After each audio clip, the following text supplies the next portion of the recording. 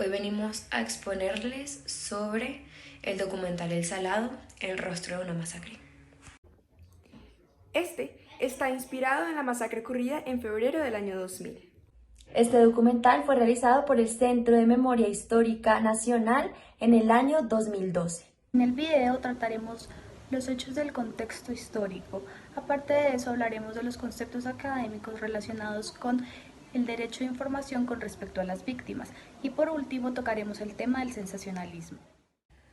Dentro de la época de la Guerra Colombiana, en donde se involucraba el narcotráfico, que desde 1974 estaba siendo liderado por Pablo Escobar, la guerrilla y los paramilitares, se pueden encontrar zonas en donde se reúnen los bandos. Una de estas zonas es el departamento del Bolívar y para comenzar hablaremos de la ubicación y la historia. Lo primero que cabe resaltar es que el Salado se encuentra dentro del departamento de Bolívar, en Colombia, conocido por ser un gran punto estratégico debido a que tiene una gran importancia geográfica. Adentrándonos en el tema de los grupos armados, la AUC, FARC y el ELN se ubicaban todos en esta zona durante el tiempo de conflicto.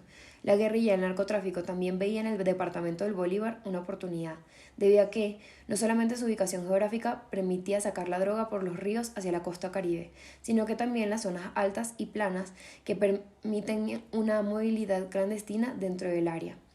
El pueblo del Salado también pertenece a la región de Montes de María, en la cual en el momento se ubicaba el bloque 37 de la FARC, que constantemente luchaba contra la población civil para el dominio del territorio, produciendo como consecuencia las dos masacres que se generaron en dicho pueblo.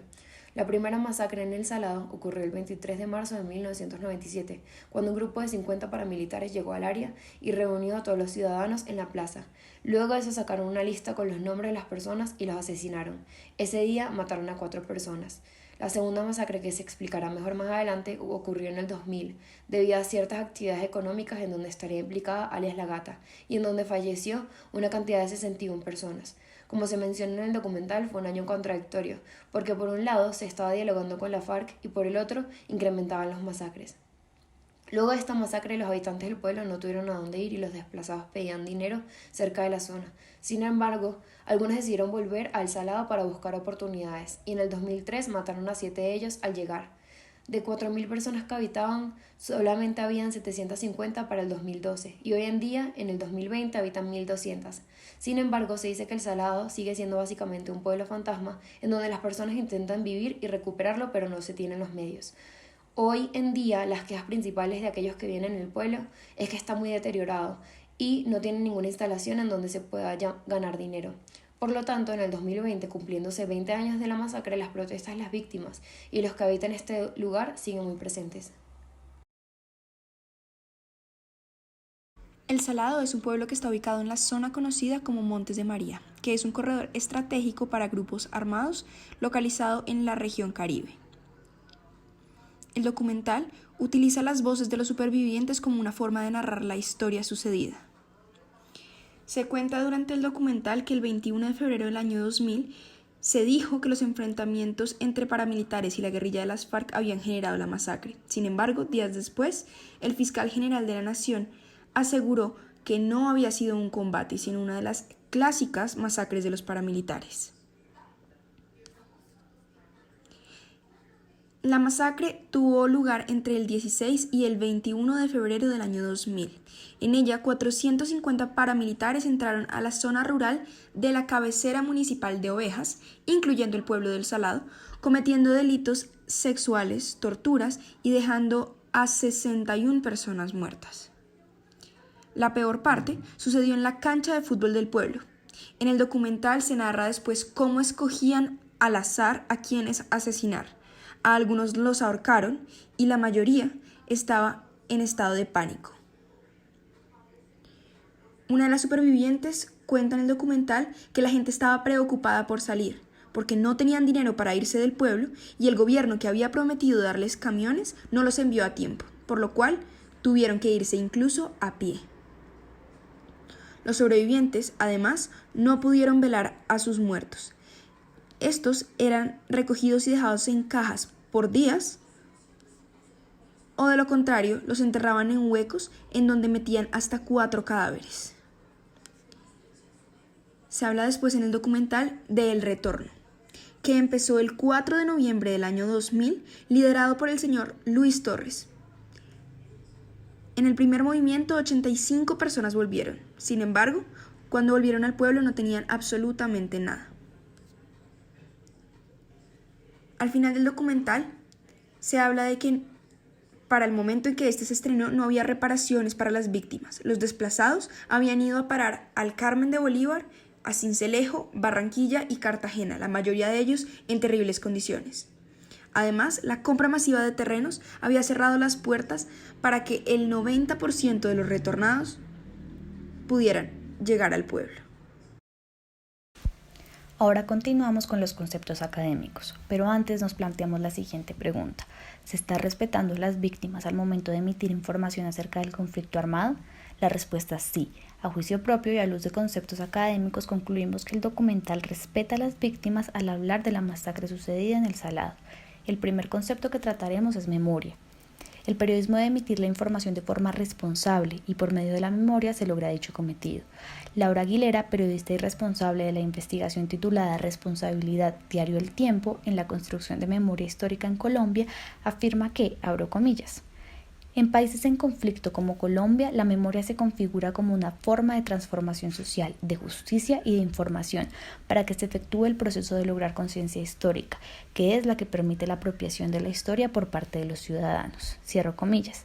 Por otro lado, María Ludueña, periodista argentina, en su intervención durante el 8º encuentro de periodismo de investigación, aseguró que, abro comillas, poder contar estas historias desde el periodismo le da a la memoria el poder del reconocimiento público, dignifica a las víctimas.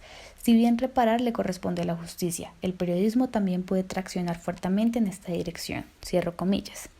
Entonces, construir memoria es un aspecto positivo del periodismo, al investigar, verificar y contar de manera responsable hechos donde el conflicto ha estado presente. Por este motivo, el documental es considerado como una pieza periodística pertinente y respetuosa con la información, pues incita a una transformación social, reclama justicia y permite una apropiación de la historia por parte de los ciudadanos, además de dignificar a las víctimas. Ahora vamos con el segundo concepto académico, el cual es revictimización. Dar voz a las víctimas algunas veces puede tener consecuencias en relación medios-opinión pública. Olga Bejar, la autora del libro ¿Para qué y por qué un periodismo que narra la memoria del conflicto armado?, dice, abro comillas, la revictimización. ¿Cuándo se produce este fenómeno? Cuando nos regodeamos con el drama vivido por la víctima y basamos la publicación en ese pasado que no contribuimos a que se comprenda y asimile. Cierro comillas. La revictimización es un fenómeno negativo en las piezas periodísticas. En el caso del documental, esta manifestación no se produce, pues el trato que se le da a los afectados no es para un beneficio propio del medio, sino para darle una voz a cada una de las víctimas, y así que los colombianos entiendan y asimilen el momento tan trágico que se vivió en el territorio de Montes de María. Además, muchas de las víctimas en su discurso no muestran lástima, solo piden justicia, y eso lo logran visibilizar los productores de la pieza periodística. Ahora bien, vamos con el tercer concepto, el cual es la búsqueda de la verdad. Un periodismo responsable siempre debe hacer uso de la verificación de la información para encontrar la verdad. Olga Bejar define este concepto como, abro comillas, participar en la búsqueda de la verdad como contribución a la reconstrucción histórica con una nueva mirada diferente a la tendencia tradicional de quienes han usufructuado del poder de construir verdades oficiales incompletas, manipuladoras y parcializadas. Entonces, el Centro Nacional de Memoria Histórica relata cada uno de los hechos de manera veraz y objetiva.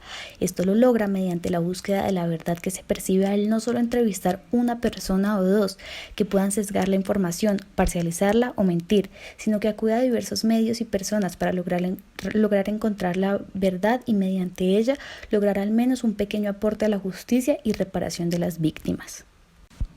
Ahora bien, el último concepto es el acuerdo por la discreción. Este acuerdo nace gracias a la Facultad de Comunicación Social y Periodismo de la Universidad de La Sabana y su objetivo es elevar el nivel de calidad y responsabilidad en el cubrimiento y difusión de hechos violentos, debido a que para esta época el periodismo estaba pasando por una etapa bastante sensacionalista. Para este análisis tomamos 2 ítems del acuerdo, los cuales son: Primero, el cubrimiento informativo de actos violentos, ataques contra las poblaciones, masacres, secuestros y combates entre los bandos será veraz, responsable y equilibrado. Para cumplir con este propósito, cada medio definirá normas de actuación profesional que fomenten el periodismo de calidad y beneficien a su público. Y el cuarto es: por razones éticas y de responsabilidad social, no presionaremos periodísticamente a los familiares de las víctimas de los hechos violentos. Se relacionaron los aspectos 1 y 4 del acuerdo por la discreción con el documental, primero porque durante toda la pieza periodística se puede percibir que la información es presentada de manera veraz, responsable y equilibrada, al conocer no solo el lado de las víctimas, sino también un poco acerca de los victimarios, como también al mostrar de manera responsable y respetuosa la voz de cada una de las víctimas narrando sus historias. Segundo, en ningún momento se percibe que alguna de las víctimas sea presionada o forzada a contar los hechos que vivió durante el conflicto armado. El sensacionalismo visto como el modo de contar historias, noticias o el uso de la información con el objetivo de causar sensación, impresionar o angustiar para obtener la atención del público. ¿Hay sensacionalismo en el video?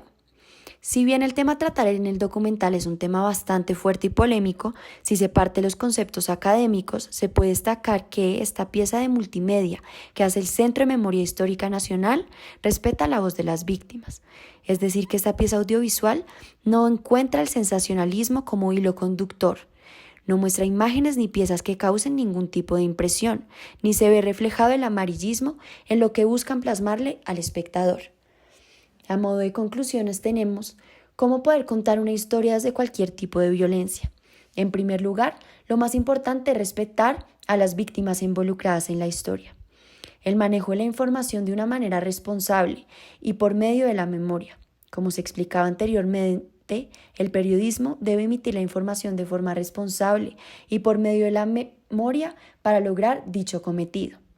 El reconocimiento público a las víctimas, la búsqueda de la verdad y la verificación de información son algo que tienen que acompañar esta historia.